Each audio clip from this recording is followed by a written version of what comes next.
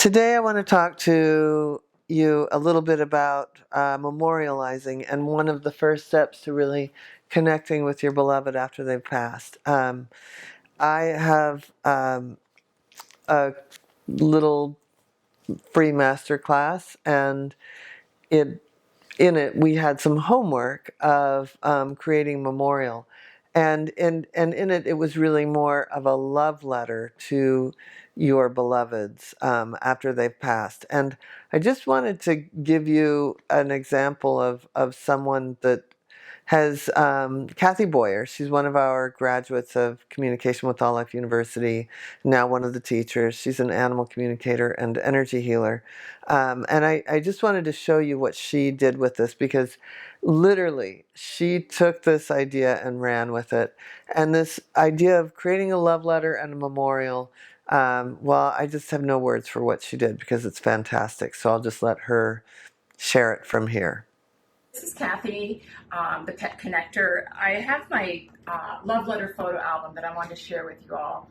This is a compilation of letters I've written to my animals that have passed that I realized I had a ton of stuff, grief. So this was a way to help me heal and to help honor my animals. And I was a scrapbooker for a long time, so I had so many animals, I decided to put them in a small scrapbook and write them a letter. So I'm going to show you just some of my pages as an example. And I have a helper on this way over here. So I'm flipping backwards because that's the easiest way for me to hold it. And these are a few blank pages. I still need to write my letter, and the animals I need to write my letter to. And so what I did, some of these I wrote right directly on my page, and some of the others I wrote a letter on a piece of paper first and transferred it just to see how much space that would take. This is Pumpkin, my helper. It's not helping me too much. So, anyway, let me turn a few more pages. And this has been really special to me. I did it over several months, and while I don't necessarily think everyone needs to do a scrapbook like this, this was a way that helped me. And the important thing was writing a letter to the animal, and that was a really helpful way for me to process the grief. Some of these animals passed away quite a long time ago, but some others not so long ago.